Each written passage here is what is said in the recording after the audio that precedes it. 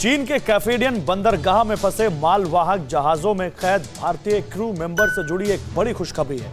इस पोर्ट में जो शिप हिंदुस्तान की थी उसके तमाम क्रू मेंबर्स को चीन से रवाना कर दिया गया है, जिसे भारत की एक बड़ी कूटनीतिक जीत के तौर पर देखा जा रहा है। MV जगानंद के क्रू मेंबर्स 14 जनवरी को भारत पहुंच जाएंगे, लेकिन अभी पूरी राहत नहीं मिली है, क्योंकि ऑस्ट्रेलिया का वो शिप अब भी इसी बंदरगाह पर फंसा हुआ है, जिसमें 16 भारतीय क्रू मेंबर्स मौजूद हैं।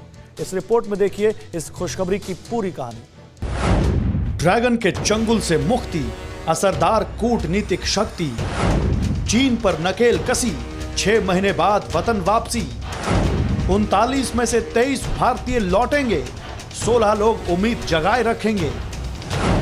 चीन पर दबाव की रणनीति, भारत ने बड़ी जंग जीती। अगस्त 2020 से चीन के कैफेडियन बंदरगाह में बंधकों की तरह रहने को मजबूर हुए मालवाहक जहाजों के भारतीय क्रू मेंबर्स नई उम्मीद के साथ हिंदुस्तान वापस लौट रहे हैं।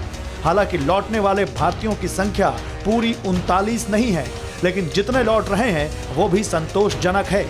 2 जहाजों में अलग अलग दल के रूप में शामिल इन भारतीय क्रू मेंबर्स में MV जन आनंद के सदस्यों को राहत मिल गई।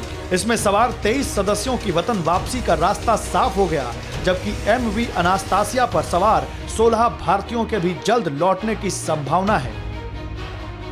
दरअसल चीन के बंधक वाले पाप को उजागर करने के लिए भारतीय क्रू मेंबर्स ने वीडियो मैसेज का सहारा लिया था। इसके बाद भारतीय सरकार एक्शन में आई। बीजिंग में भारतीय उच्चायोग ने हालात पर नजर रखी, कूटनीतिक दबाव बनाया और फिर उन भारतीयों की रिहाई का रास्ता साफ हुआ, जिसकी जानकारी जल मार्ग और जहाज रानी राज्य मंत्री मनसुख मंडाविया ने ट्वीट के जरिए दी। उन्होंने लिखा कि हमारे समुद्री लड़ाके चीन से वापस लौट रहे हैं। शिप MV जन आनंद पर 23 भारतीय क्रू मेंबर थे, जो चीन में फंसे थे और वहां से रवाना हो चुके हैं। सभी जापान के चीबा होते हुए 14 जनवरी को भारत आएंगे। ये सब PM मोदी के मजबूत नेतृत्व से संभव हुआ है। उनके ट्वीट पर खुशी जताते हुए देश की वित्त मंत्री निर्मला सीतारमण ने भी भारतीय क्रू मेंबर्स के लौटने पर मुहर लगा दी। उन्होंने लिखा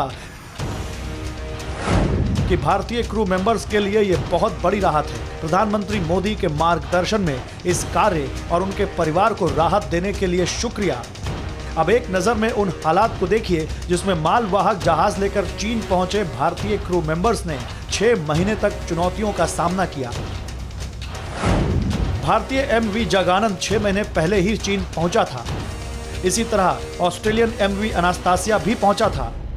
शिप MV जगानंद पर 23 भारतीय क्रू मेंबर सवार थे, वही MV अनास्तासिया पर 16 भारतीय क्रू मेंबर सवार थे।